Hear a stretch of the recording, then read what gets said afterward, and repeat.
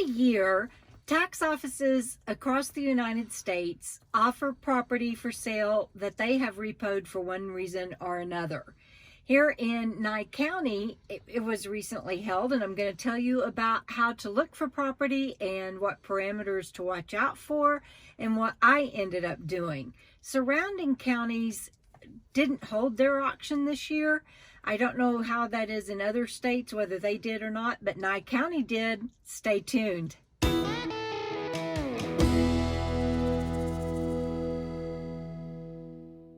One of the concerns about buying property that is remote on the tax auction is security. Of course, you can get broken into anywhere in town, but when you travel and you're not home and you're out in a remote location, it's of a particular concern. See this little rope gate here on this nice stone pillar? Well, this guy doesn't live here all the time, and he had a nice scroll iron gate that somebody stole, and a friend of ours came and put this up for him until he gets back home. So I thought I found a property that would work because it had a good road, it was close to town, it was near the solar farm for the town, so I thought that that would provide a lot of security. It had nice, I think it was even like a 1 or 2 acres, I'm not quite sure, but it just had a lot of the check boxes. Got out here and thought, well, you know, it's close enough to town and by the solar farm, people aren't going to be stealing. Wrong. We found out that, like I just shared with you about the guy with the gate, it got stolen. And not only that, zero signal. Nye County this year had about 600 properties, and Robert was kind enough to help me narrow that down to 80 for us to go look at, and we physically went and looked at 80 plus properties, and I ended up narrowing it down to just a few and kept dwindling it down, and I'm going to share all of that with you. But let's go look at some more properties, and I'll tell you why they didn't work so you know what to watch out for. I really liked one of the properties at the end of this road. In fact, it is one of the ones that made the running, and it's at the end of the road, and I like the way that it met up to a ranch, and it's behind some nice houses. The only concern was the sandy road and everything, and I don't know if y'all can hear that wind, but that's why I'm shooting inside the van and showing y'all what I'm talking about. But this is one of the properties that made the running. I loved this property. It is flat. It is still sandy, so it would need some gravel brought in. It is next, it's like got one of my favorite mountain ranges on one side and a view of Mount Charleston on the other. And I kept coming back to it. In fact, there were 2 or 3 in this area, and I couldn't figure out what it was about it that I didn't like. And I finally figured it out. It is in a fishbowl. It's like all eyes would be on this property at all times, and I would be the only one out here, and I didn't like it. So that was a review of some of the properties that we went and looked at, and I hope you enjoy that. Some of them we couldn't even get to, you guys, because the roads were so bad. In fact, if you haven't checked out the overlanding video that we did for some properties that we went to look at one day, the road, we just decided, of course, it was too far out, too remote, road's too bad, and we just did an overlanding video and had a good day of that. So be sure and watch that. You can click on it here. And the parameters for what I was considering, and I've made lots of notes today because I've got a lot to cover, is that it had to have a good road, good cell coverage, and neighbors were a consideration. There was one, or actually 2 or 3 properties that we went and looked at that were next to where they collect cars and junk cars and everything. I can't think of a wrecking yard a place. Not that there's anything wrong with that, but I don't want to buy property and live next door to that. So neighbors was a consideration. Condition of the land was a consideration. There were some of the lands that we went and looked at that was nothing but a wash. I mean, like literally, you were buying a gully. And so we didn't want to look at, I didn't want to consider that, but we had to go look at it and see eyes on before we knew. And then of course zoning and being able to use the land and live on it was a consideration, but I wanted to narrow it down visibly first and then call planning and zoning. And so that's what we did. Every year, the county puts out a list of properties that they have foreclosed on and that will be up for auction. This year, like I said, Nye County had over like 600, and Robert took those considerations that I just gave you and narrowed it down to about 80. And I'm going to let him tell you about the process. So like Debra was saying, there's quite a few properties on the tax auction this year, more than 600 in Nye County. Surrounding counties are not like that. Not Trump and Nye County does have a lot. So we started with getting a list from the county, and they actually have two different auctions. You have to get North County and South County, because Nye County is a huge county. So you have to get the correct one for where you're looking. So we were looking in southern Nye County. So I got that list with, again, more than 600 properties on it. And it's a PDF. And it's just list of property after property after property. And it starts with an APN number, which I'm guessing is some kind of a property number. But anyways, that's the identifying number that the county uses for that property. And then there's a street address typically, and then a starting bid or minimum bid price on the property.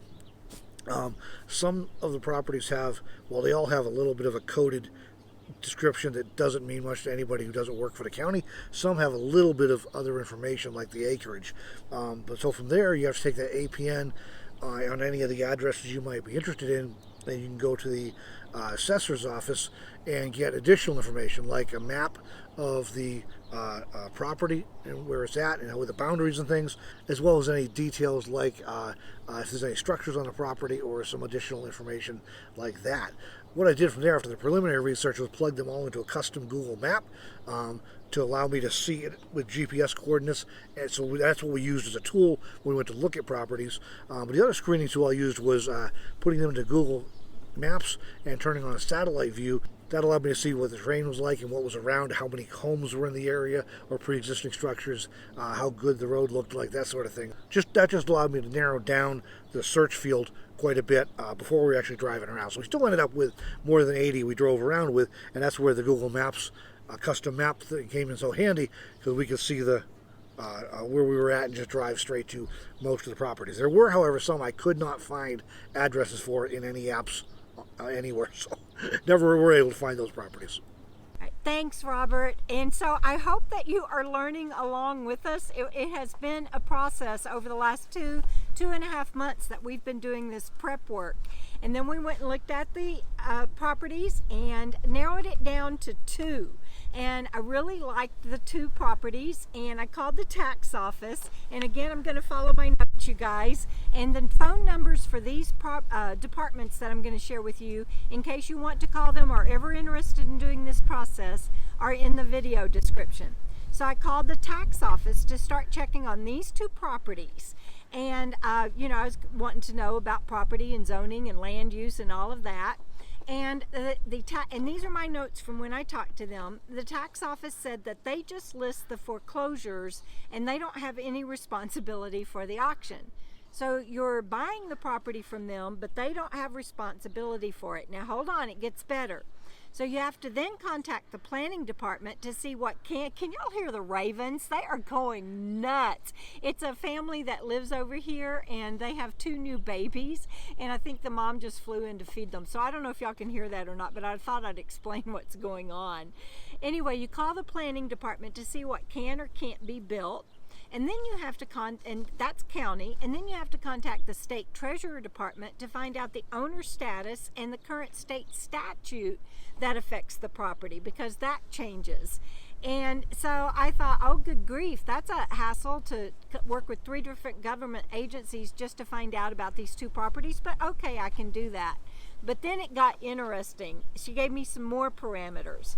So the state treasurer is the one that determines the title or the deed, whether you have a clean title or deed to the property, because previous owners, even though you've bought it from the county tax office, the previous owners for up to 2 years can make good on their taxes and any liens and holds on the property with the state treasurer department.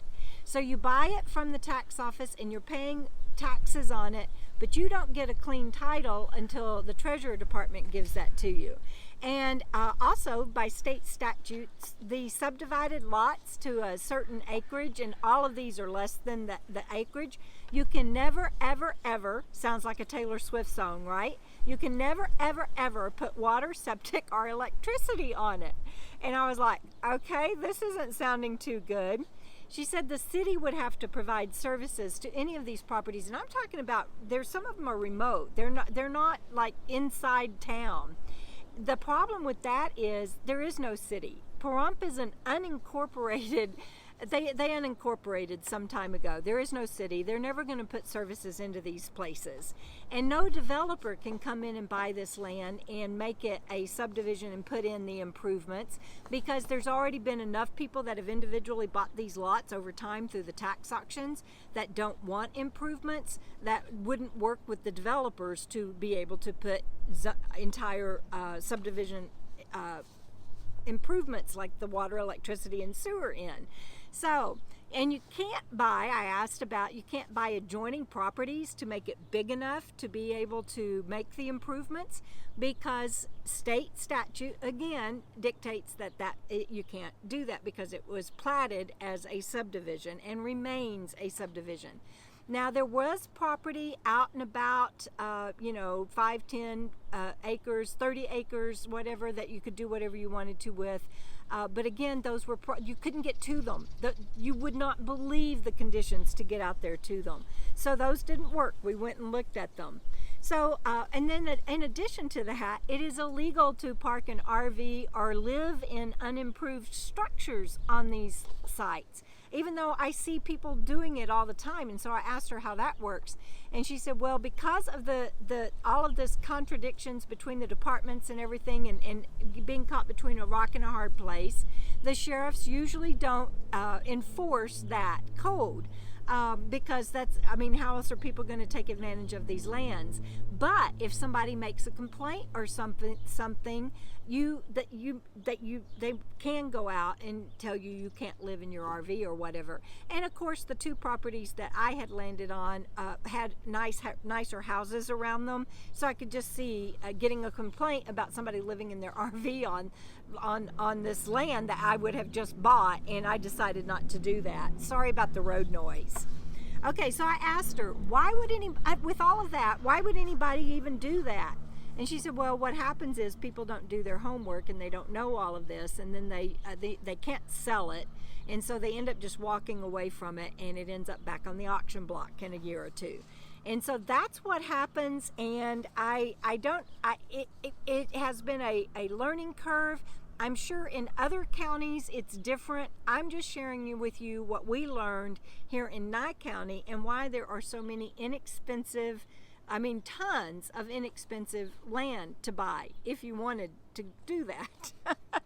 And so I know that I have, like Aja and some friends recently bought some acreage, and she put out a video about that, and that works for them.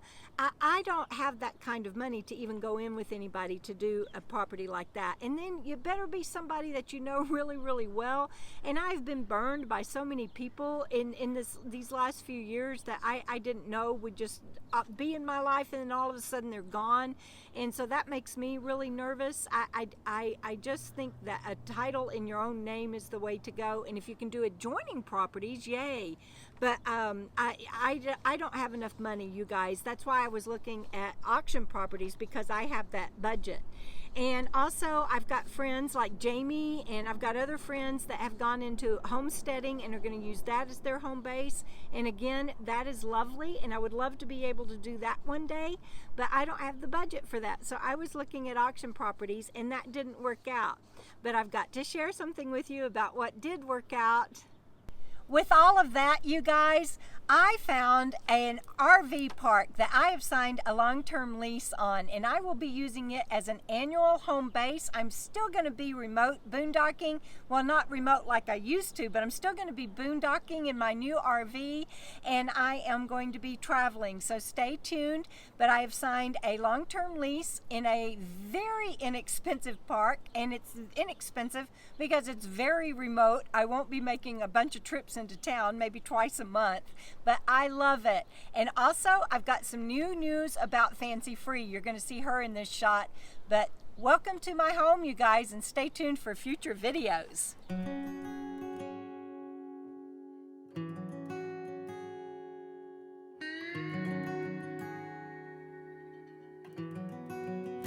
Hope you enjoyed this video, everybody, and please be sure and stay tuned for a video about Fancy Free and upcoming videos about Bandit Night in our new home. We'll see you down the road.